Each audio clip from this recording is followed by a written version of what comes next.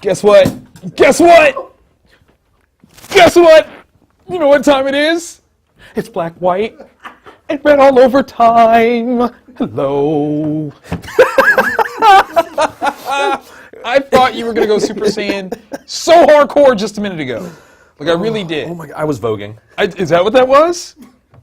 God, that was the most deadliest Vogue I've ever seen. It was. I was. Not since Youngblood have I seen a Vogue that hardcore. You heard it. You heard it. What? So, hello, welcome to the newest holiday special, episode number 43 of Black, White, and Red All Over. I'm Victor Dandridge. Ryan. He's about to kill it. Look at him. He's so gung ho. It's not even. Like two eyes of the tiger. Like it's like Journey and Rush playing at the same time, battling it out in his head. I'm gonna need a break. You can't process that. Okay, so last week was the week of meh. Yeah, just real. And I don't know if maybe we're still feeling the fallout from it, but this week was freaking awesome. Yeah, I don't think there's any. There's no hangover. meh? It's like this is legit stuff. This is some good stuff. Godhead wrapped up strong. And you know what? I haven't finished it yet. I got the finale. Well, there's 4. I know, like 4 freaking books of Godhead. Thank you. Yeah. This is what happens when you don't get a week of it at all, and then you just drop like 4 of them on you. Yeah, that's what Colin Bunn, right? Soul did one Yes. also. So. Yes. And it looks good. It looks good. I'm not even gonna lie. Obviously, one of them is in my read list. In fact, I've got an honorable mention, and I just have the finale to wrap up with. Yeah. So before we leave after filming, I'm gonna totally read it. And for everybody out there, it's the annual for Green Lantern. Yes. So if you use Comixology and you didn't check annuals, Yeah, you suck. get a hold of your comic Yeah, shop. quick, and let 'em- ASAP. Okay, so you took on, because we read 2 that were the same, ones that are different. You took on Axis. Yeah. Talk to me. I liked it. Okay. It wrapped up very coherently. It was interesting seeing a little bit of Xavier potentially popping through in the way Red Skull was operating. Okay, and this is like an actual finale of Axis. Yeah. Axis is done. Yes. We're good. Yeah, Axis is done. Okay. There's a couple characters that did not revert back. The most interesting one for me is Tony Stark. So he is still... He's still Jerkface Tony? Yeah, still Jerkface Tony. Sabretooth didn't either. Really? So it's looking like they're setting him up to replace Wolverine in the short term. And I can live with that. You can, okay. I can get with that. I can get with that. My only real negative about it is there's some really, really incredible artists on the book. Yes. But their styles are not... You guys should have heard him when he's like, oh, new artist, okay. Yeah. No, very grainy, shifting, heavy clutch. Yeah, it was like a Bulgarian gearbox in a car where you're just like shifting to the second you go. It was just, You're like, okay, new artwork. Yeah. Make it a little cleaner next time, guys. Yeah. Like big name guys. Yeah. Like big name guys. Yeah, so each individual was incredible. Right, But it was... that's not, this one of these things is not like the other at all. Yeah. Like, I understand that. Overall, though, would you say that this ties together the Axis storyline? I know we had feelings. Does this mean, like, do you feel like they actually did have like a 6-issue mini, and they're like, no, let's make it 9, and he was like, okay, fine. Yeah. You still hold true to that? Yeah, I really, really do. And they haven't super touched on where the Magneto on Maury Povich, you're not the daddy type thing. They haven't fully touched on that, but there is a reference to mutants and Inhumans. That were there. So. Things are a-changing. So for my outside piece, I took on the next to last book for Godhead. Sinestro gets busy. Like, the more and more that I've read into the Green Lantern mythos, Sinestro has quickly become my favorite. There's something about that dude.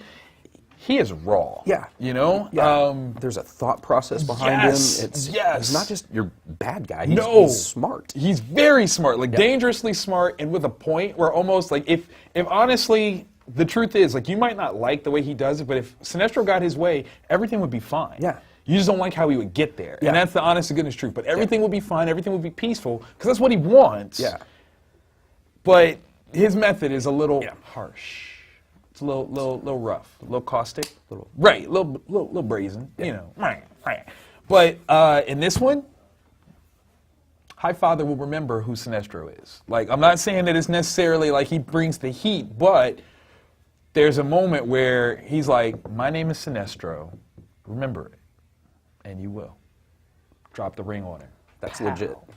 Pow. Fearful. What? Really good, really good. I'm very excited, like, overall for Godhead. It has been such a great experience continuously. Like, this is what a solid comic series can be. Like, I mean, yes, it is arced under the Godhead, mythos or titling, but if this is just what the Green Lantern stories are going to be like from here on, sold. You got a fan for life because it's great moments. I love it. It's fantastic. I almost fear, like, where do you go after this, though? Yeah, I mean, that is tough. The New Gods. What do you? Yeesh. Yeah. Yeesh. I don't know. Good luck, guys. Yeah. I'm not saying that you can't do it, though, because I believe. I have faith. I mean, Blue Lantern all day. Yeah. Like, bring it on. Where do we start? I say Aquaman. Okay. Let's talk about Aquaman. Yeah. Aquaman was a suggestion, and a brilliant one at that. I've been sleeping on this Oh, one. my God. Like, knocked out Snoozeville. Yeah. And that's my fault. That is my fault, definitely. Is it Jeff Parker that's doing the writing on this one? I believe. I think that's who's doing the writing for it. Yeah, Jeff Parker. And Paul Peltier is, oh God, love him. Yeah. This series is like bridging like everything in the DCU in a way that is mind-blowing. Yeah. Like, there's a reveal here that is subtle, Yet huge. specific. Yeah. Yeah, and huge. Like, like they say it, but if you don't really think about what that actually means, you missed it. But, like, this is a huge statement about the presence of Atlanteans on Earth. Yeah. Like, oh my God, like, the ramifications of this, I think, are, like, beyond. It makes me more sympathetic to Grodd. Exactly. Like, are his actions... Is it his fault? Yeah. I don't know. He might be just a product of his environment. Right. I mean, like, literally. And yes, we're talking about Gorilla Grodd. Yeah. Normal Flash villain, extraordinaire. Yeah. Aquaman. Strong ties now. Yeah. Like, brilliantly so. And, like, the context of Solivar's explanations of why Grodd is still there. And, amazing. It touches on colonialism, Yes. capital punishment, society and how it can affect you. Yes. And then it ties it into recent issues of Flash and Justice League. It's brilliant. Yeah. It's really brilliant. Yeah. Like, Aquaman, 2 thumbs way up. I know Jeff Johns did a lot of work to rebuild what we thought of Aquaman. Yeah. And I'll admit, I haven't read it.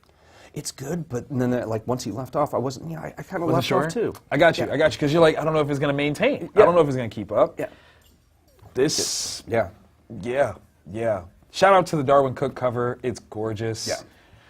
Make posters out of them, please. Please, God, DC, make posters. Like, if you don't, what is wrong? Like, that is what's wrong with you. Like, it's not that your, cinematic universe is incohesive and incomplete. It's that you won't make frickin' posters out of these beautiful covers. Please. It's simple. Please. That's $8.99 times how many covers that you would definitely get? Yeah. For me, at least? Yeah. I'm telling you. Please. S'il vous plaît. Un poster. I don't know. Is that I don't know. It's francophonish. Fromage. That's cheese. Yeah. That's So Outcast. So I'm just gonna jump right into the next book on that one. Outcast. Now, I had refrained from calling him Bobby K for a minute. You are now back to Bobby K. Because what you did in this book was wrong. It wasn't okay. Once again, like every time we read it, we say the same thing. This book is not. Okay, like we again, people, hear me when I speak to you. We had it as the zombie guy. Like, Kirkman was the zombie guy. Yeah. For sure. Walking Dead, he carved his niche into the world. Something else got carved in this one. Yeah, it did. Oh, God. But you're establishing yourself as a true horror writer. Yeah. I understand that this has been optioned. We even have, like, the leading man already chosen. Yep. this is a movie that I will be boycotting for the sense of insanity and fear that it undoubtedly will infect the populace with.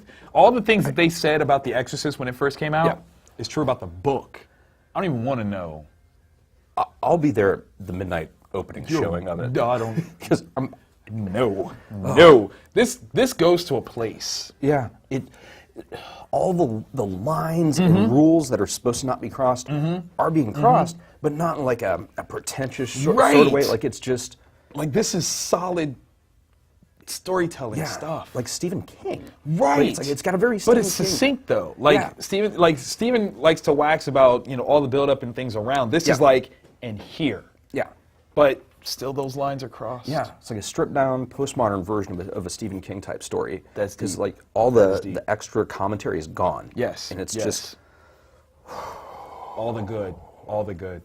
The art is breathing. Paul, do you have nightmares, Paul? I just want to know, like, does this affect you personally? Are you meaner now? Like, I saw you at Emerald City last year or this year, and you seemed very nice. I believe there was a young lady with you. You seemed very, very nice to her.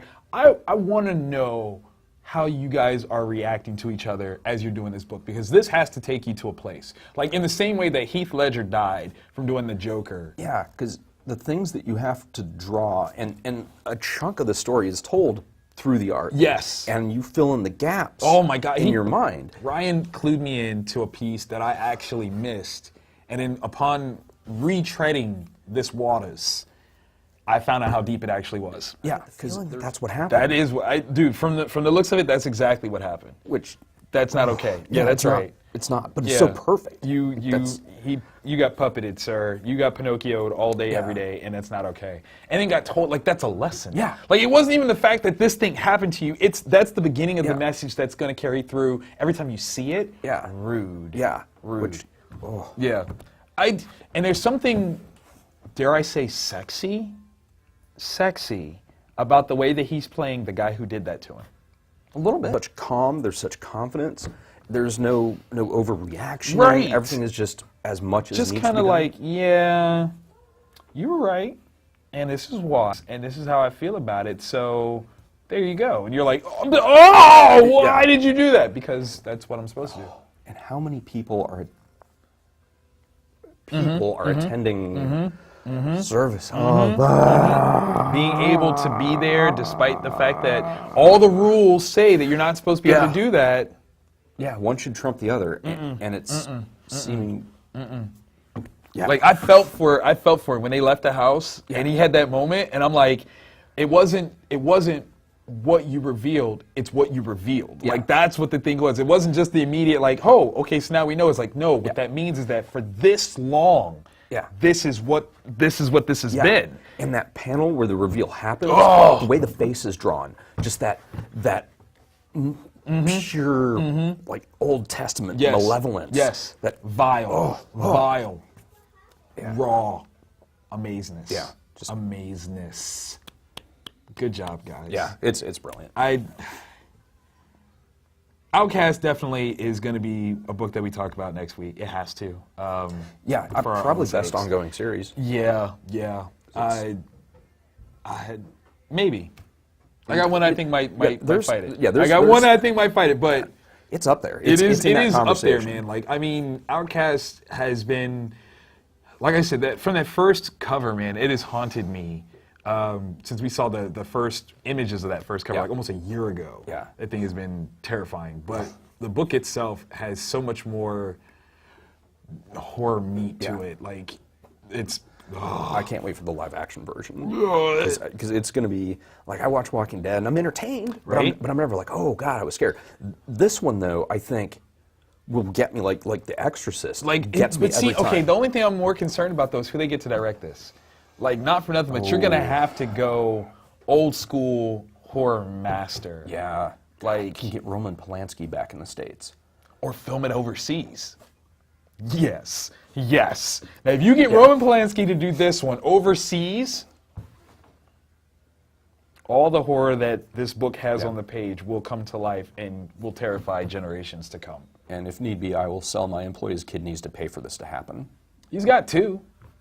I think still, right? You haven't sold any before, have you? He doesn't know about it. It's all good. It's all good. Now we have some honorable mentions here. See your My honorable mention, of course, is the Red Lantern piece, the piece before the last of the last. So this is part 4 of Act 3. Solid read. Jim Calafiore did the artwork on this one. Definitely enjoyed it. Charles killed on this one. Real interesting looks to Guy Gardner. I like. He's a character that has this. potential depth. He does, and it's kind of like he's kind of Riggs from Lethal Weapon, if you will, like the seeming maniac cop, sort of Death Wish kind of thing. Really well played, and then you have Boz as the Murtaugh. So I dig where that's going. I don't know if that was a direct thing that you had in mind, but that's what it feels like, and I like it. So very well played. Very well played. I went with Robin Rises Alpha. I'll get the negative out of the way. I hate the paper it's on. It just feels come on, man. Cheap. What is that? Like, paper matters, man. Yeah, I mean, if you got Andy Kubert doing the art, right? You're charging $5. Put it on glossy paper. Give me some shine, man. Come on. Give me some shine. Because some of the stuff that I think should pop, right, doesn't because of that. But I mean, Kubert's art is just gorgeous no matter what. Right. Yeah. Now, like, I'm friends with Jonathan Glapian. Shout out inker on this one. So as he was inking this, he would like share like little pieces on Instagram, and it was just like an inking wet dream. Like, amazement. Yeah. It's like the first part of it is a little bit rushed because they're just trying to get everything set up for the rest of the story, and then there is an incredible fight scene involving one of the peoples that lives on Apocalypse. Okay. And no surprise, Damien comes back. Just good times. Yeah. Oh God, that looks great. Yeah. I mean, it's just if you're into the Batman mythos and you're the Batman family and you're curious how they're going to handle Resurrected Robin, definitely pick it up. You got to get it. But it was also one that people didn't check off on Comixology. Got you. Definitely think about picking that up. Snag that. All right, man. I'm still messed up about Outcast. I'm not gonna lie. Like I even tried to buffer that and read the Green Lantern stuff afterwards. So I'm like, let me cleanse the palate a little bit. No. My dumbass read it last, and I know. Dude, you know better. You know better. You're gonna see, like, in every shadow, every person that comes to speak to you that you're not quite sure who it is right away. Yeah. Good job. Thanks, Kirkman. Oh my God. Bobby K. Next week? About next week? Yeah. Oh, yeah, let's talk about it. Next Let's week, talk about it. we've got the live Next Q&A. week, baby. We're doing it live and direct. Live studio audience, people. There's going to be a best of series where we're going to bring out, what's the number? Is it top 5? Yeah, we got top 5. Top 5? Yeah, Top 5 it's books our of show. the year. It's our show. We're loud. You know what I'm saying? Yeah. Dag nabbit. You know what I'm saying? 44 and more. God, I can't believe it. 44 weeks. That's going to be crazy. amazing. That's What a way to crazy. celebrate that. Live and direct. We already got people that are interested in coming. That makes me feel good. Yeah. Y'all make me feel good. Yeah, definitely. And one of the Thank you. cool things is if you come, there is an admission price, but it's 5 non-perishable food items that will go to a local food shelter. Yes. So you're going to help out for the holidays. Ask us questions that we might have to lie about. But Statute of limitations, yo. I'm just saying. I pleads the 5th. I'm turning on speed dial. And Always. I'm not joking. Always. Just in case. So yeah, definitely, come through. Did we have a limit of how many people could come?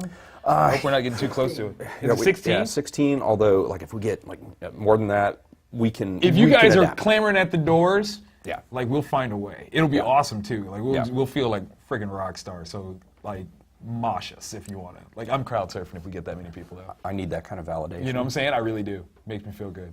My Mjolnir's showing.